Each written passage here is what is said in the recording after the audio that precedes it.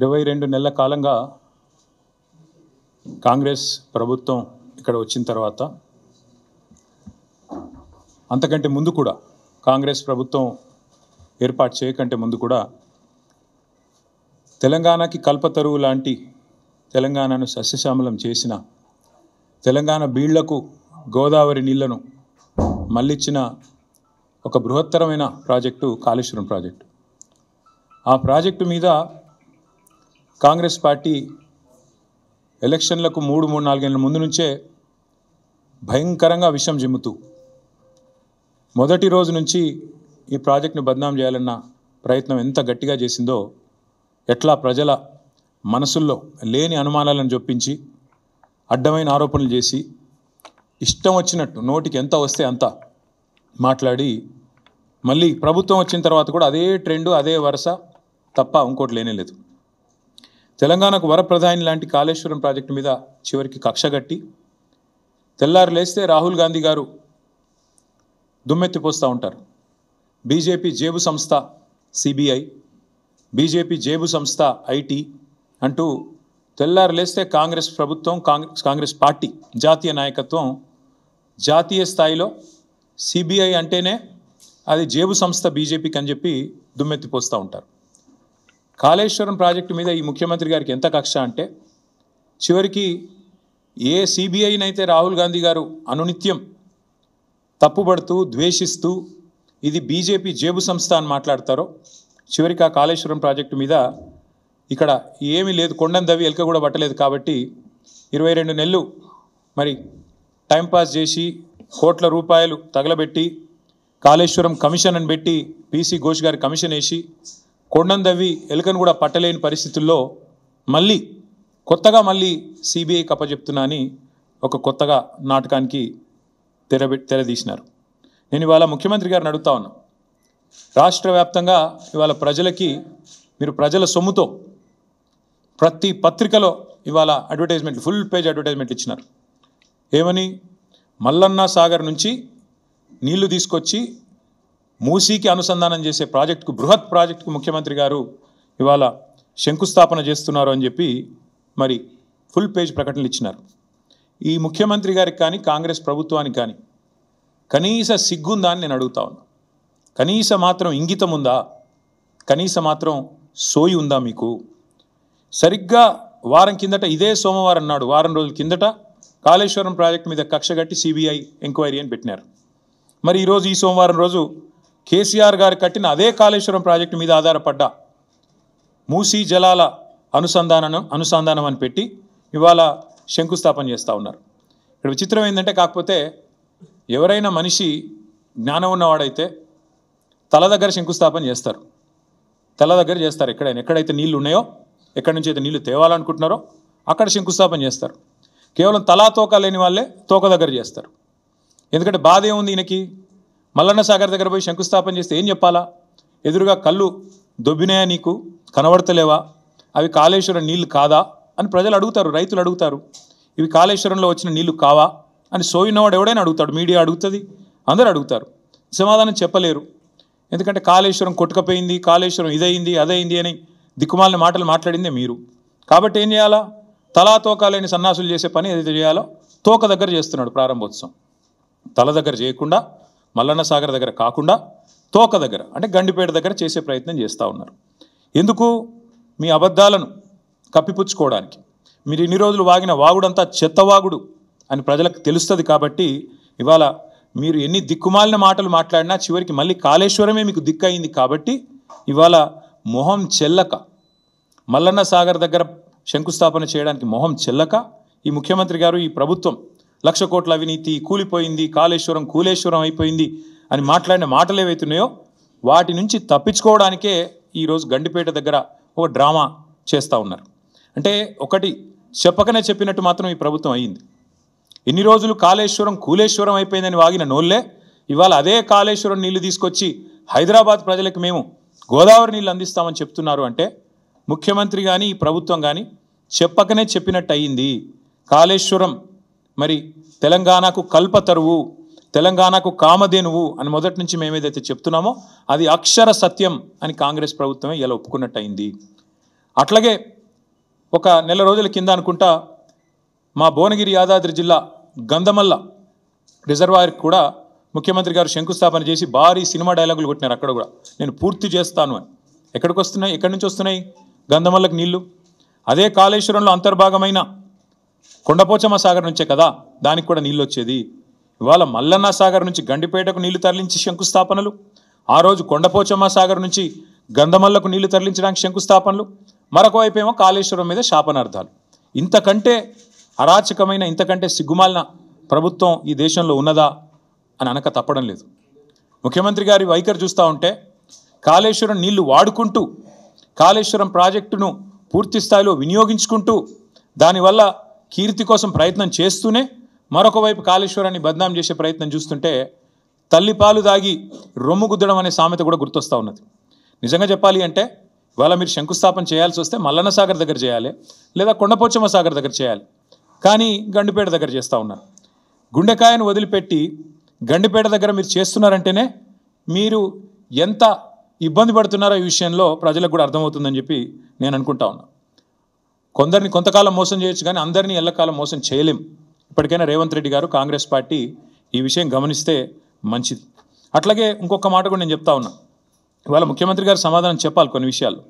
ఇవాళ మీరు తెస్తున్నది కాళేశ్వరం నీళ్ళ కాదా? ఇవాళ మీరు తీసుకొస్తున్నది ఇక్కడ గండిపేటకి కాళేశ్వరం జలాలా కాదా? స్పష్టంగా చెప్పాలి.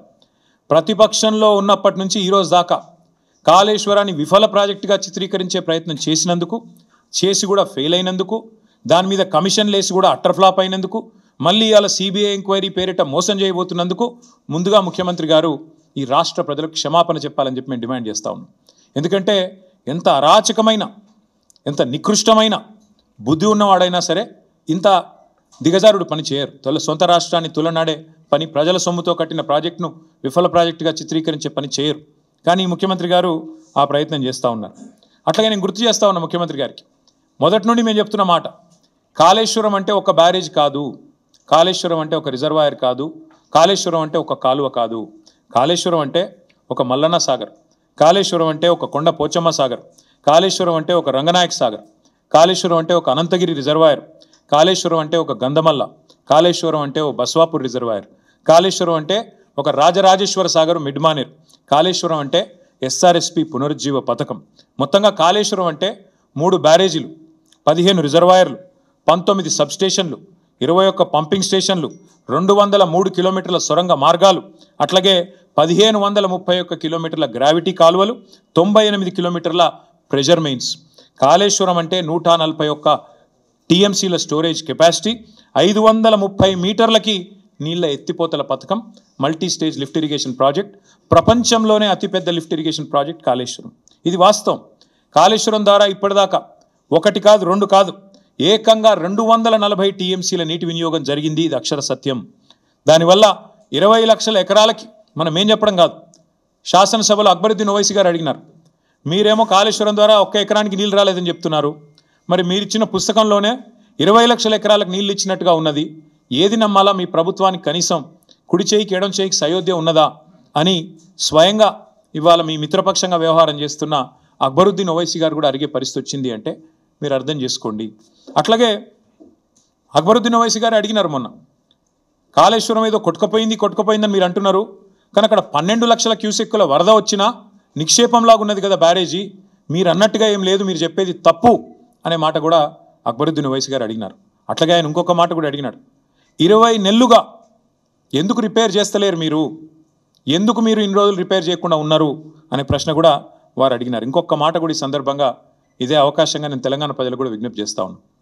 మొదటి రోజు నుంచి కాంగ్రెస్, రాహుల్ గాంధీ నుంచి మొదలు పెడితే గ్రామ స్థాయిలో ఉండే కాంగ్రెస్ కార్యకర్త దాకా ఒకటే మాట, 1,00,000 కోట్ల కుంభకోణం, 1,00,000 కోట్ల కుంభకోణం.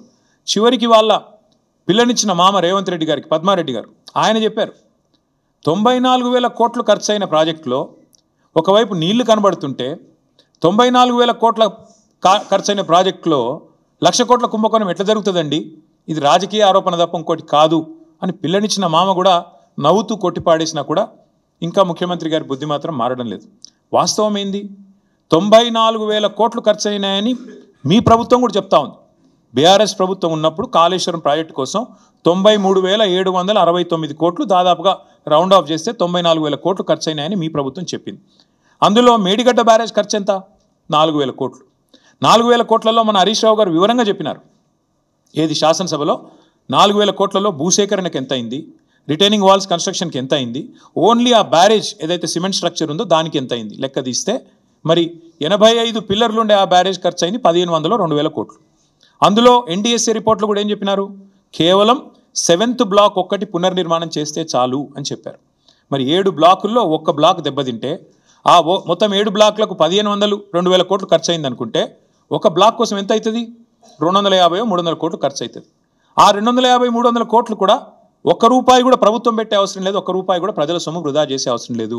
ఆ ఏజెన్సీయే నేను కడతానంటూ ముందుకు వచ్చింది.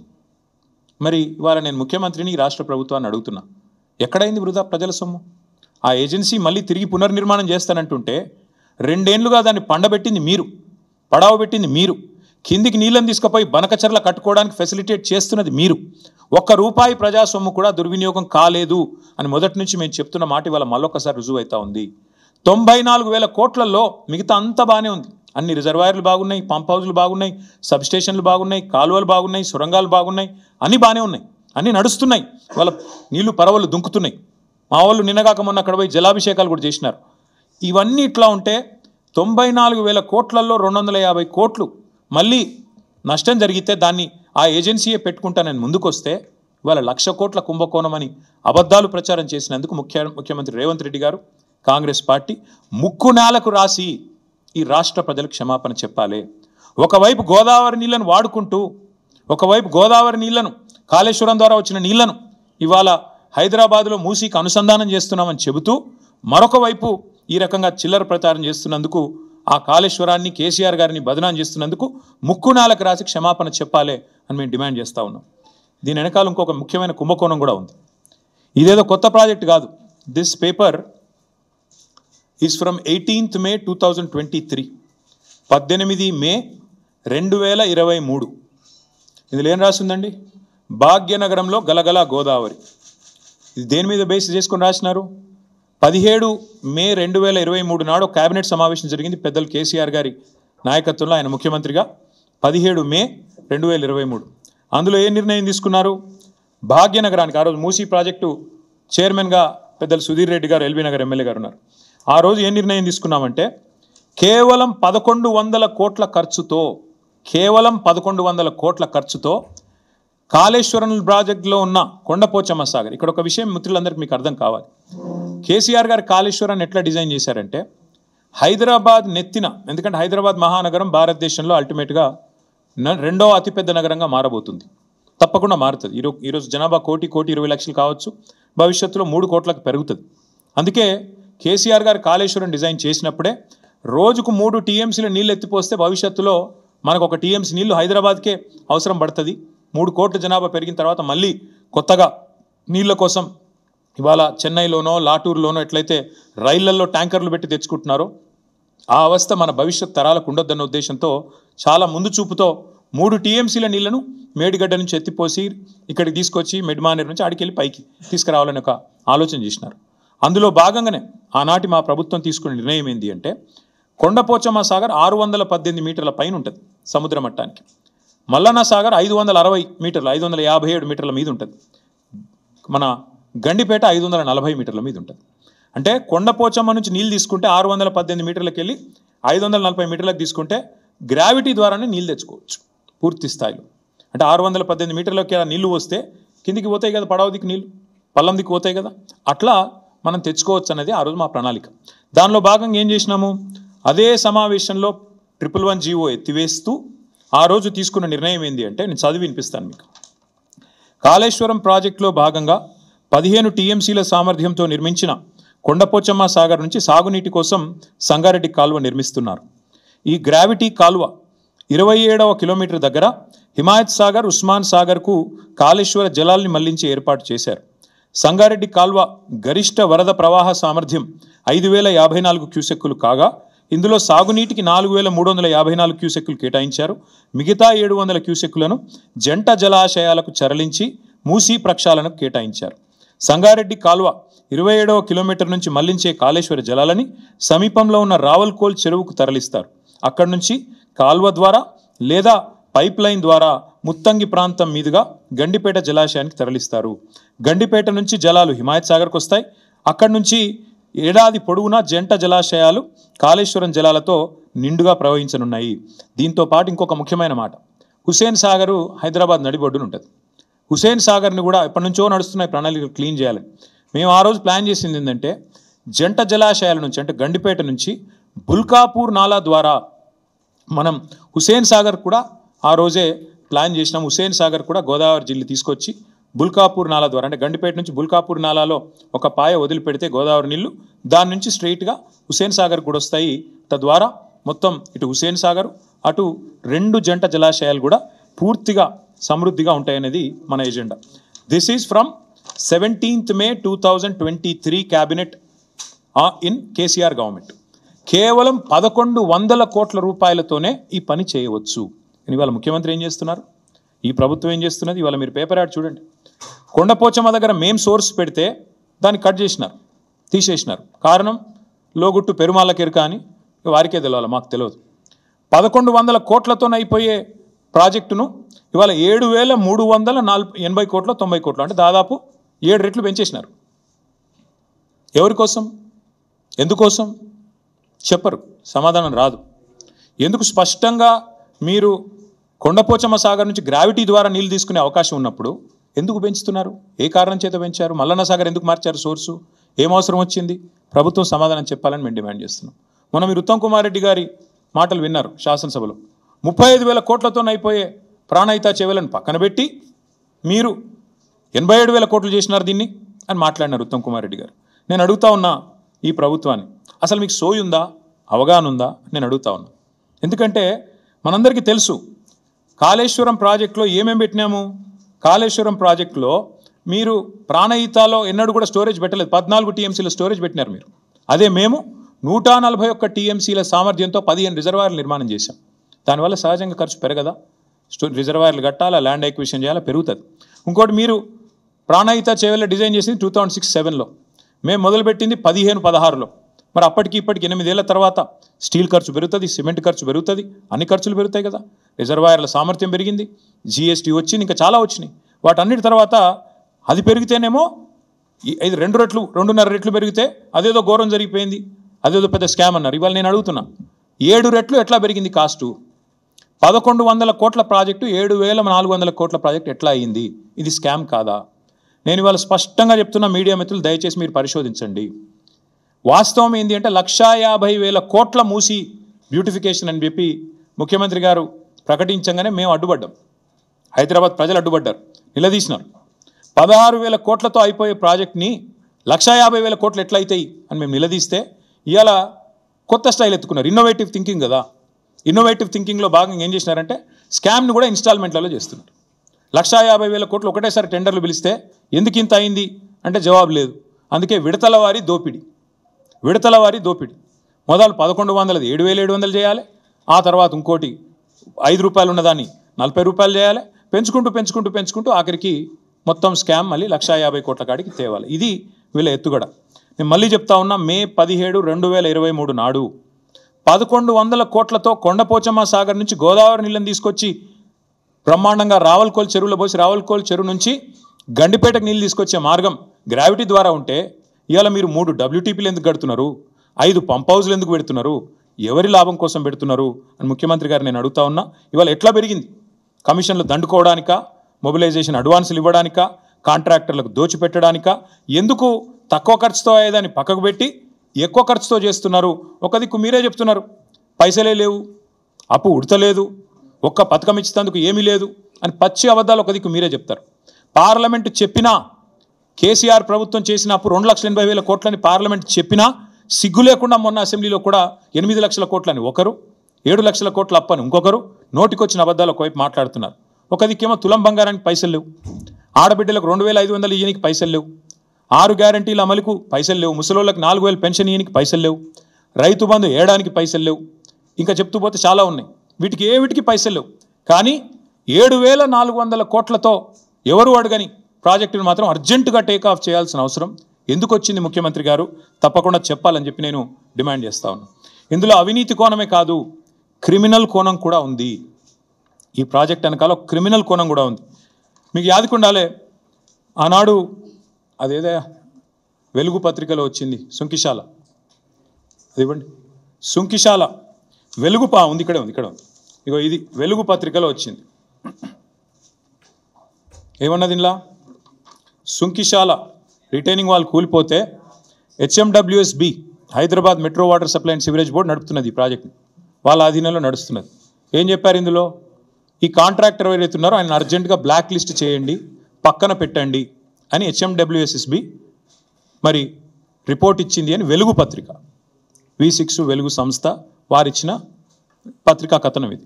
మరి వాళ్ళు నేను అడుగుతున్నా ముఖ్యమంత్రి గారిని, ఏ ఏజెన్సీ అయితే బ్లాక్ లిస్ట్ మీరు చేయాలో, ఏ ఏజెన్సీని అయితే బ్లాక్ లిస్ట్ చేయాలో, ఎవరినైతే నేషనల్ హైవే అథారిటీ ఆ ఏజెన్సీని బ్లాక్ లిస్ట్ చేసింది. మన కేరళలో ఒక రహదారి వీళ్ళు నిర్మాణం చేసినారు, NH66, అక్కడ ఒక స్లోప్ ప్రొటెక్షన్ వాల్ కొలాప్స్ అయింది, వీళ్ళు కట్టిందే, సేమ్ ఇదే కంపెనీ కట్టింది. నేషనల్ హైవే అథారిటీ వాళ్ళు, కేంద్ర ప్రభుత్వం వాళ్ళేమో వాళ్ళని బ్లాక్ లిస్ట్ చేసినారు, డీబార్ చేసినారు. మరి మీరెందుకు చేస్తలేరు? మీ డిపార్ట్మెంట్లో ఏ డిపార్ట్మెంట్లోనైతే సుంకిశాలు ఉంటుందో దాని రిటైనింగ్ వాల్ కొలాప్స్ అయితే మళ్ళీ వాళ్ళకే 7,400 కోట్ల వర్క్ ఇచ్చినావంటే ఏమర్థం చేసుకోవాలి? నేను రాష్ట్ర ప్రజలు ఏం అర్థం చేసుకోవాలి? ఎందుకు ఇంత అవాజ్యమైన ప్రేమ వారి మీద మీకు? ఇదే సంస్థను కదా మీరు ఈస్ట్ ఇండియా కంపెనీ అని హుంకరించింది, గర్జించింది మీరే కదా. ఈస్ట్ ఇండియా కంపెనీ ఈరోజు బెస్ట్ ఇండియా కంపెనీ ఎట్లయింది, నీకు బెస్ట్ ఫ్రెండ్ ఎట్లయింది చెప్పాలి రేవంత్ రెడ్డి గారు. నాకు తెలిసి ఇప్పుడు నేను ఈ మాట మాట్లాడినాక కొన్ని టీవీలు లైవ్ కట్ అవుతాయి, కొంతమంది రేపు రాయరు, నాకు తెలుసు, అది పర్వాలేదు. మీకు రాసే ఇది లేక మీకు ఉండకపోవచ్చు, మీకు ఇబ్బందులు ఉండొచ్చు, కానీ నేను స్పష్టంగా చెప్తా ఉన్నా, ఇవాళ సోషల్ మీడియా ఉంది, ప్రజలు చూస్తారు, తెలుసుకుంటారు. మీకుండే ఇబ్బందులు సోషల్ మీడియాలో ఉండవు, ఎందుకంటే ఇవాళ ప్రతి ఒక్కరు మీడియా చాలా పవర్ఫుల్గా మారిపోయింది. కాబట్టి నేను అడుగుతా ఉన్నా, నీ సొంత నియోజకవర్గం కొడంగల్లో లిఫ్ట్ ఇరిగేషన్ ప్రాజెక్టులు అదే బ్లాక్ లిస్ట్ చేయాల్సిన ఏజెన్సీకి ఇస్తావు. 1100ను 7,400 కోట్లు చేసి ఎక్కడ నీ సంస్థనే ఇచ్చింది కదా, నువ్వే కదా మున్సిపల్ మినిస్టరు, మున్సిపల్ మినిస్టర్ కిందే ఉంటుంది కదా HMWSB. మరి అదే Hyderabad metro water supply sewerage బోర్డులో కుప్పకూలిపోతే సుంకిశాల, వాళ్ళ మీద చర్యలు తీసుకోకపోగా, వాళ్ళని పనిష్ చేయకపోగా రివార్డు ఇస్తావా? కొడంగల్ ప్రాజెక్టు వాళ్ళకి ఇస్తావు, వాళ్ళకును ఇంకొక ఆయన ఎవరు ఆ మంత్రి పొంగులేటి శ్రీనివాసరెడ్డి గారికి ఇస్తావు, ఇద్దరు కలిపి 4,000 కోట్ల వరకు కొడంగల్ లిఫ్ట్ ఇరిగేషన్. ఇంకో దిక్కేమో ఇవాళ మళ్ళీ 7,400 కోట్ల వరకు మళ్ళీ అదే సంస్థకి, ఎవరైతే సుంకిశాల కూలిపోవడానికి కారకులో వారికే ఇస్తున్నారు. మరి కేంద్ర ప్రభుత్వానికి లేని మొహమాటం మీకెందుకున్నది? కేంద్ర ప్రభుత్వం బార్ చేసింది వాళ్ళని, NHలో మీరు పాల్గొనవద్దు అని చెప్పి వాళ్ళని బ్లాక్ చేసింది. మీరెందుకు చేస్తలేరు? ఇది క్రిమినల్ కుట్ర కాదా? ఖచ్చితంగా నేను అంటా ఉన్నా, ఇది దోపిడీ తప్ప ఇంకోటి కాదు. కాంట్రాక్టర్లతో కుమ్మక్కై 1,000 కోట్లు కొల్లగొట్టడానికి ఢిల్లీకి ముడుపులు పంపి సీటు కాపాడుకోవడానికి చేస్తున్న ప్రయత్నం తప్ప ఏమీ లేదని చెప్పి మళ్ళొకసారి నేను చెప్తా ఉన్నా. అట్లాగే ఎప్పుడో 20 ఏళ్ల కింద పేపర్కి పరిమితం అయిపోయిన ప్రాణహిత చేవెళ్లలోనేమో అది దాన్ని మేము రిజర్వాయర్లు యాడ్ చేసి బ్రహ్మాండంగా దానిలో తెలంగాణను రీడిజైన్ చేసి సస్యశ్యామలం చేస్తే అది స్కామ్ అట. మరి ఇక్కడ ఎందుకోసం తక్కువ ఖర్చుతోనే అయిపోయేదాన్ని పెంచితే స్కామ్ ఇట్లా కాదు ముఖ్యమంత్రి గారు చెప్పాలి. 1,100 కోట్లు 7,500 కోట్లు ఎట్లా పెరిగింది చెప్పాలి. ఇంకొక మాట కూడా చెప్పి నేను ముగిస్తాను. ఇవాళ జరుగుతున్నది వాస్తవానికి ఏంటంటే విడతల వారి దోపిడీ అని నేను స్పష్టంగా చెప్తా ఉన్నాను. ఒకేసారి 1,50,000 కోట్లు కాకుండా ముందు 7,400, ఆ తర్వాత నెక్స్ట్ ఇన్స్టాల్మెంట్లో మరొక 10,000, ఆ తర్వాత ఇంకో 20,000, ఈ పద్ధతుల్లో మూసీలో కూడా ముఖ్యమంత్రి గారు దోపిడీకి తెరలోపినారు. MR అనే సంస్థ హైదరాబాద్లో మీకు తెలుసు, MR ప్రాపర్టీస్ మీద ఇంకా ఎంక్వైరీ ఉంది. వాళ్ళని పిలిచి మాట్లాడుతున్నాడు ముఖ్యమంత్రి గారు, మూసీలోకి వచ్చేయండి, మీరు నేను 300 ఎకరాల ల్యాండ్ ఇస్తాను మీకు, అర్జెంటుగా మీరు వచ్చేయండి, అక్కడ నుంచి సంస్థను డబ్బులు తేండి పెట్టేయండి అని చెప్తున్నాడు. ఇంకోవైపు ఇదే ఏజెన్సీ, ఏ ఏజెన్సీని అయితే బ్లాక్ లిస్ట్ చేయాలి అని HMWS సిఫారసు చేసిందో ఆ సంస్థతో మాట్లాడుతున్నాడు, మీరు రండి ఇందులో హ్యామ్ మోడల్ చేద్దాం, మీకు ముందే ఇచ్చేస్తా, ల్యాండ్ అంతా 400 ఎకరాలు ఇచ్చేస్తా, కట్టుకోండి మీ ఇష్టం ఉన్నది అని వాళ్ళతో మాట్లాడుతున్నాడు. ఎందుకు ఇంత ఆత్రము? అదే ఆత్రం నీకు తులం బంగారం ఇవ్వడానికి ఎందుకు లేదు? అదే ఆత్రం నీకు నెలకు 2,500 మహిళలకి ఇయడానికి ఎందుకు లేదు? అదే ఆత్రం నీకు పిల్లలకి స్కూటీలు ఇవ్వడానికి ఎందుకు లేదు? విద్యా భరోసా కార్డులు ఇవ్వడానికి ఎందుకు లేదు? అదే ఆత్రం ముసలోళ్ళకి 4,000 పెన్షన్ ఇచ్చే విషయంలో ఎందుకు లేదు? ఎందుకు అంటే అక్కడ కమిషన్లు రావు, ఇక్కడైతే కమిషన్లు దండుకోవచ్చు, సీట్లు కాపాడుకోవచ్చు. నేను గుర్తు చేస్తా ఉన్న ముఖ్యమంత్రి గారికి, మేము మీలాగా ఆదరాబాదరాగా చేయలేదు. మేము 16,000 కోట్ల రూపాయలతో ఆనాడు సుధీర్ రెడ్డి గారు మన మూసీ చైర్మన్గా ఉన్నాడు. ఓవరాల్గా 16,000 కోట్లతో కంప్లీట్ డిపిఆర్ తయారు చేసినాం. అందులోనే 3,866 కోట్ల రూపాయలతో 37 ఎస్టీపీల నిర్మాణం పూర్తి చేసింది బీఆర్ఎస్ ప్రభుత్వం. 2017లోనే మూసీ రివర్ డెవలప్మెంట్ కార్పొరేషన్ ఏర్పాటు చేసినాం. కాళేశ్వరం జలాలతో ఆనాడే గోదావరి మూసీ నదిల అనుసంధానానికి 17 మే 2023లోనే మేము బ్రహ్మాండంగా పరిపాలన అనుమతులు కూడా ఇచ్చినాం, క్యాబినెట్ అనుమతులు కూడా ఇచ్చినాం. అట్లాగే మూసీ మీద 545 కోట్ల రూపాయలతో 15 బ్రిడ్జిల నిర్మాణానికి మేము ఆల్రెడీ టెండర్లు పిలిచినాం. నేను శంకుస్థాపనలు కూడా చేసినాను. ఇప్పటివరకు ఒక్క బ్రిడ్జ్ కూడా పూర్తి కాలేదు. మీరు రిబ్బన్లు కట్ చేస్తూ తిరగొచ్చు. ఇవాళ మేము కట్టిన ఇంటర్చేంజ్కి రిబ్బన్ కట్ చేయొచ్చు, ఫలక్నుమా ఆరోబి మీరు కట్ చేయొచ్చు. అట్లాగే మేము కట్టిన రిజర్వాయర్లకి ఇవాళ మీరు పోయి డైలాగులు కొట్టొచ్చు. మేము తెచ్చిన పరిశ్రమకు నిన్నగాక మొన్న పాలమూరులో పోయి 4 సినిమా డైలాగులు కొట్టొచ్చు. కానీ వాస్తవాలుగానే ఉంటాయి. మీరు ఒక్క పరిశ్రమ తేలేదు, ఒక్క ప్రాజెక్టు కట్టలేదు, పైపెచ్చు మూసీ పేరిట మళ్ళొక్కసారి లూటీకి తెరదీస్తున్నారు. అందుకే ముఖ్యమంత్రి గారిని నేను అడిగేది చిత్తశుద్ధితో పనిచేయండి. 16,000 కోట్లతో అయిపోయే మొత్తం ప్రాజెక్టుకి ఎందుకు ఈ అడ్డగోలు కార్యక్రమాలు చేస్తున్నారు? ఎందుకు ప్రజల్ని ఇబ్బంది పెట్టే ప్రయత్నం చేస్తున్నారు? ఆ రోజు సుధీర్ రెడ్డి గారు చైర్మన్గా ఉన్నప్పుడు ఎస్టీపీలు 100% పూర్తి చేశాం 3,866 కోట్లతో. అట్లాగే ఉప్పల్ బగాయత్ దగ్గర ఒక 5 కిలోమీటర్లు మోడల్గా అక్కడ ఆల్రెడీ బ్యూటిఫికేషన్ కూడా పూర్తి చేసినాం. అట్లాగే ఒక్క ఇల్లు కూలగొట్టకుండానే అన్ని ఎస్టీపీలు కూడా పూర్తి చేసినాం. మూసీలో మూటల వేట కోసం మేము ప్రయత్నం చేయలేదు. ఇంజనీర్లను పంపించాం బ్రిడ్జ్లు ఎట్లా ఉండాలని చెప్పి. ప్యారిస్కి, లండన్కి, గ్రీస్కి పంపించాం. యూరోప్లో మంచి బ్రిడ్జెస్ ఉన్నాయంటే చూడ్డానికి పంపించినాం. చీకటి ఒప్పందాలు కుదుర్చుకోలేదు, చిల్లర పనులు చేయలేదు. ఇప్పుడు మళ్ళీ చెప్తా ఉన్నా, పూర్తి స్థాయిలో చెప్తా ఉన్నా, ఔటర్ రింగ్ రోడ్డు చుట్టూ మళ్ళీ హైదరాబాద్ ప్రజలకు నేను విజ్ఞప్తి చేస్తా ఉన్నా. ఔటర్ రింగ్ రోడ్డు చుట్టూ రింగ్ మెయిన్ మేము ఆల్రెడీ నిర్మాణం ఒక 50 కిలోమీటర్ల దాకా చేసినాం. మిగతాది కూడా పూర్తి చేసేది కేసీఆర్ ప్రభుత్వమే. మళ్ళీ వస్తాం, కేసీఆర్ ప్రభుత్వమే మిగతాది కూడా పూర్తి చేస్తుంది. తద్వారా రింగ్ మెయిన్ పూర్తి చేయడం ద్వారా ఏమవుతుంది? గోదావరి నీళ్ళు కానీ, కృష్ణా నీళ్ళు కానీ భవిష్యత్తులో ఏనాటికి హైదరాబాద్కి ఇంకొక 500 సంవత్సరాలైనా కరువు లేకుండా చేసే బాధ్యత మాది. రోజుకు కాదు నల్లా నీళ్ళు, 24 గంటలు నల్లా నీళ్ళు ఇచ్చే బాధ్యత మాది. 1000% ఇది మా వాగ్దానం. మీకు వచ్చే ఎన్నికల్లో మా వాగ్దానం హైదరాబాద్ ప్రజలకు. ఈ ముఖ్యమంత్రి వల్ల కాదు అది. ఎందుకంటే ఆయన గోల్ అంతా ఎంతసేపు డబ్బులు ఎట్లా సంపాదించాలని. ముఖ్యమంత్రి గారు మొన్న బయటపడింది ఆయన మనసులోని మాట. ఒక టీవీ చర్చలో చెప్తున్నాడు, కేసీఆర్ తప్పుడు నిర్ణయం తీసుకున్నారు. 20,000 లీటర్ల వరకు ఫ్రీ వాటర్ ఏదైతే ఇస్తున్నాం హైదరాబాద్లో అది చాలా తప్పు నిర్ణయం అన్నాడు ముఖ్యమంత్రి గారు. నేను మీకు ఇవాళ చెప్తా ఉన్నా, జిహెచ్ఎంసీ ఎన్నికల తర్వాత కాంగ్రెస్ ప్రభుత్వం ఫ్రీ వాటర్ స్కీమ్ కూడా రద్దు చేస్తుంది, రాసి పెట్టుకోండి. ముఖ్యమంత్రి గారి మనసులో మాట బయటపడ్డది. ఇవాళ మేము సిన్సియర్గా ఏదైతే ప్రయత్నం చేశామో దాన్ని కొనసాగిస్తాం. మీరు ఏదైతే ఇవాళ లూటీకి పాల్పడుతున్నారో దాన్ని కూడా అడ్డుకుంటాం. ఎందుకంటే తప్పకుండా మేము బీజేపీని కూడా అడుగుతున్నాం. మేము అడిగినాము భారతీయ జనతా పార్టీ వాళ్ళని, ఇన్ని స్కాములు జరుగుతుంటే మీరు ఎందుకు మాట్లాడతలేరు అని అడిగినాం. మీరే చెప్తారు ఆర్ఆర్ ట్యాక్స్ అని, మీరే చెప్తారు ఇళ్ళ దోపిడీ, అందులో దోపిడీ అని, మరి ఎందుకు విచారణకు ఆదేశిస్తలేరని అడిగినాం. ఇక కారణాలు వాళ్ళే చెప్పాలి. ఒకటి మాత్రం పక్కా, ఇదివరకు ఎట్లయితే హైదరాబాద్ దాహార్తి తీర్చినామో మరి గోదావరి నీళ్ళని తీసుకొచ్చి భవిష్యత్తులో కూడా మళ్ళీ హైదరాబాద్కి న్యాయం చేసేది, రింగ్ మెయిన్ ప్రాజెక్ట్ పూర్తి చేసేది, అల్టిమేట్గా మూసీ ప్రాజెక్ట్ కూడా పూర్తి చేసేది కేసీఆర్ ప్రభుత్వమే. కానీ ఈరోజు జరుగుతున్న దోపిడీ విషయంలో, ఈరోజు జరుగుతున్న ఈ క్రిమినల్ కుంభకోణం విషయంలో రాష్ట్ర ప్రజలు కూడా ఆలోచించాలి. కాళేశ్వరాన్ని బద్నాం చేయాలి, అంచనాలు పెంచాలి, బ్లాక్ లిస్ట్ చేయాల్సిన ఏజెన్సీకి కాంట్రాక్ట్లు అప్పచెప్పాలి. ఎవరి కోసం ఇదంతా? రాష్ట్ర ప్రజలు కూడా ఆలోచించాలని చెప్పి కోరుతూ, తప్పకుండా అవసరమైతే మా పార్టీ తరఫున న్యాయ పోరాటానికి కూడా వెనుకాడం. ఎందుకంటే మా తెలంగాణ భవన్ ఇదివరకే జనతా గ్యారేజ్గా మారిపోయింది. మూసి మొత్తం బాధితులంతా మా కాడికే వచ్చి మొరబెట్టుకున్నారు. ఇప్పటికీ న్యాయ పోరాటం చేస్తూనే ఉన్నాం. భవిష్యత్తులో కూడా ఈ కుంభకోణం మీద కూడా తప్పకుండా మా పార్టీ తరఫున న్యాయ పోరాటం చేస్తామని చెప్పి కూడా మీ అందరికి తెలియజేస్తూ మీ అందరికీ thank you.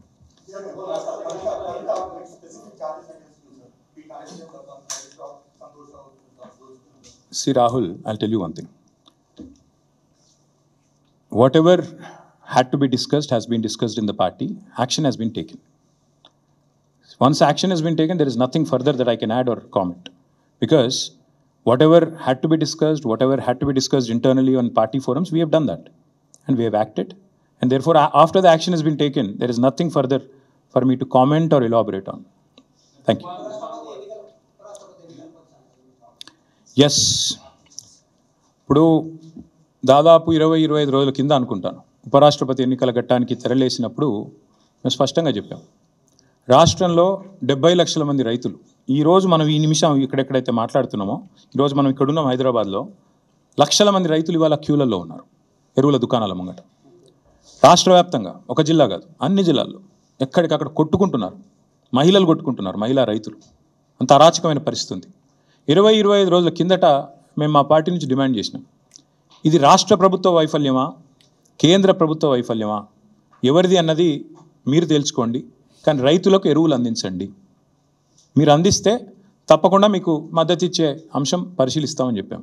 We have nothing against the 2 candidates. ఇద్దరు మంచోళ్ళే కావచ్చు, justice Reddy and CP Radhakrishnan ఇద్దరు కూడా మంచోళ్ళే కావచ్చు, మేము కాదంటలేదు. కానీ వాళ్ళు రెండు కూడా ఇద్దరు అభ్యర్థులు కూడా 2 వ్యవస్థలకు ప్రతినిధులు. అటు ఎన్డీఏ ఇటు ఇండియా, ఈ 2 కూటమిలకి వారు ప్రతినిధులు. వారు వ్యక్తులుగా కాదు నించున్నది, ఇండిపెండెంట్గా నించోలేదు. ఒకరు కాంగ్రెస్ తరపున ఒకరు బీజేపీ తరపున నించున్నారు.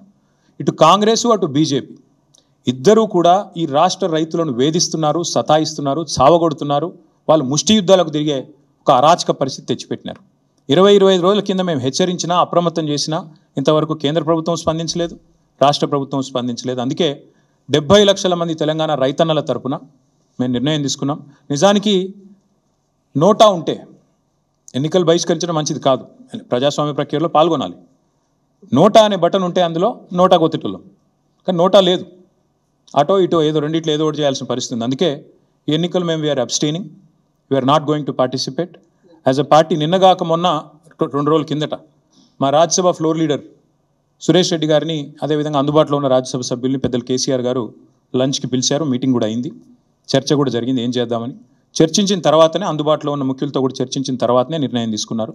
ఈ ఎలక్షన్లో మేము ఎవరికి కూడా సబార్డినేట్ కాదు, ఎన్డీఏ సబార్డినేట్ కాదు, మేము ఇండియా సబార్డినేట్ కాదు, మేము తెలంగాణ ప్రజలకు సబార్డినేట్ అంతే. కాబట్టి తెలంగాణ ప్రజల పక్షాన వారి బాధను వ్యక్తం చేయడానికి ఇది ఒక వేదికగా వాడుకుంటున్నాం. తెలంగాణ రైతుల పక్షాన ఈ ఎన్నికల్లో మేము పాల్గొనబోవట్లేదు. We're going to abstain.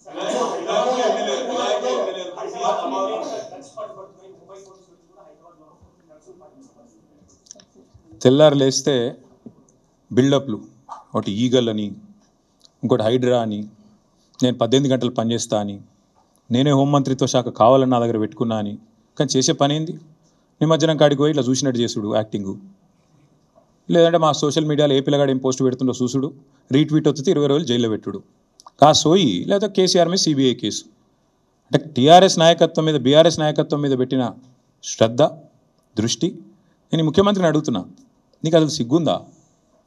Maharashtra police వాళ్ళు వచ్చి ఇక్కడ నెలల తరబడి ఆ కంపెనీలో కూలీలుగా చేరి, కార్మికులుగా చేరి, నెలల తరబడి పరిశోధించి చివరికి అది డ్రగ్స్ అని తెలుసుకున్న తర్వాత, నిర్ధారించుకున్న తర్వాత, నీకు ఖబర్ లేకుండా, నీ పోలీసులకు ఖబర్ లేకుండా, నీ ఇంటెలిజెన్స్ వ్యవస్థ కుప్పగూలిపోయి వాళ్ళు వచ్చి దాడి చేసి, మహారాష్ట్ర పోలీసు వాళ్ళు వచ్చి హైదరాబాద్లోని చర్లపల్లిలో దాడి చేసి 12,000 కోట్ల డ్రగ్స్ పట్టుకున్నారు. నేను ముఖ్యమంత్రిని అడుగుతున్నా, నీకేమైనా ముడుపులు ముట్టినాయి? ఇలా 12,000 కోట్లు 21 నెలల నుంచి ఏం చేస్తున్నావు? నీ ఈగల్ ఏం చేస్తుంది? నీ హైడ్రా ఏం చేస్తుంది? నీ హోంమంత్రిత్వ శాఖ ఏం చేస్తుంది? నీ పోలీస్ ఇంటెలిజెన్స్ ఏం చేస్తుంది? ముడుపులు తీసుకోవడంలో బిజీగా ఉన్నారా? ఎట్లా? హైదరాబాద్లోని చెర్లపల్లిలో 12,000 కోట్లు. ఇది భారతదేశంలోనే 2వ అతిపెద్ద డ్రగ్స్ ఇప్పటిదాకా దొరికింది. ఇదివరకు ఒకసారి గుజరాత్లో దొరికింది 21,000 కోట్లు, ఇప్పుడు రెండోసారి 12,000 కోట్లు. సిగ్గులేని విషయం ఏంటంటే, సిగ్గుపడాల్సిన విషయం ఏంటంటే, మన పోలీసులకు ఖబర్ కూడా లేదు. మహారాష్ట్ర పోలీసులు వచ్చి దాడి చేసేదాకా మన పోలీసులకు ఖబర్ కూడా లేదు. ముఖ్యమంత్రి గారికి ముడుపులు అందినాయి అనేది నా అనుమానం. అందుకే చూడట్టు వేయండేమో, లేదా ముఖ్యమంత్రి బిజీగా ఉన్నాడేమో. ఏది?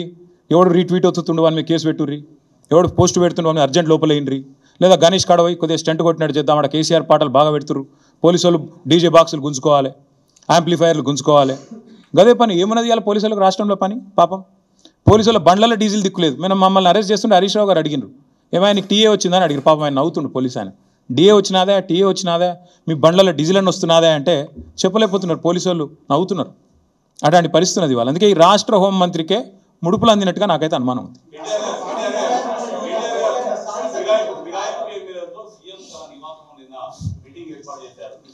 మీరు ఇన్ని బాంబులు ఒకేసారి ఆడితే ఎట్లా?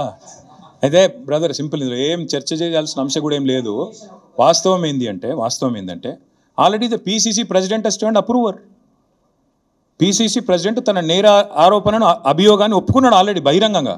ఓ టీవీ చర్చలో పీసీసీ ప్రెసిడెంట్ గారిని అడిగినారు, ఏమండి ఎమ్మెల్యేలు చేరినారు అంటే అవును చేరినారు మా కాంగ్రెస్ పార్టీలో అని చెప్పిండు. ఇక నేరాంగీకారం జరిగిన తర్వాత విచారణ ఎందుకు, ఇంకా చేసేదేముంది? PCC president has turned approver, one of the MLAs also has turned approver. Kadiyam Srihari చెప్పిండు ఓపెన్గా, నేను కాంగ్రెస్ పార్టీలో చేరినా, మొన్ననే చెప్పిండు. తెచ్చుకోండి, బైట్స్ ఉన్నాయి కదా. స్పష్టంగా అప్రూవర్గా మారిపోయిన తర్వాత పీసీసీ అధ్యక్షుడు, కాంగ్రెస్ పార్టీ అధ్యక్షుడు, ఇంకా విచారణ ఏముంది, ఇంకోటి ఏముంది చేయనికే? అలా మళ్ళీ ముఖ్యమంత్రి గారు సమావేశం పెట్టుడు ఏముంది? అసలు నాకు అర్థం కాదు. ఏం సందేశం ఇస్తున్నారు? తెల్లారలేస్తే కాన్స్టిట్యూషన్ బుక్ పట్టుకొని తిరుగుతారు. ఇక్కడ మీ పీసీసీ ప్రెసిడెంట్ అప్రూవర్ అయిపోయిండు, మీ ఫిరాయించిన ఎమ్మెల్యేలు అప్రూవర్లు అయిపోయినరు. కొత్తగా ఏముంది పరిశోధించి విచారించి సాధించేది? ఏం లేదు కదా. ఇక ఐ థింక్ ఇక విల్ స్టాప్ హియర్. ఇక మిగతా విషయాలు 100 ఉన్నాయి, మళ్ళీ మాట్లాడుకుందాం. కాకపోతే ఈ మూసీ కుంభకోణం దయచేసి అది చూడండి కొద్దిగా. మీరు రేపు రాస్తారో రాయరో మరి ఎవరేందో కూడా ప్రజలు చూస్తారు. ఎవరు రాస్తారో ఎవరు రాయరో కూడా ప్రజలు చూస్తారు.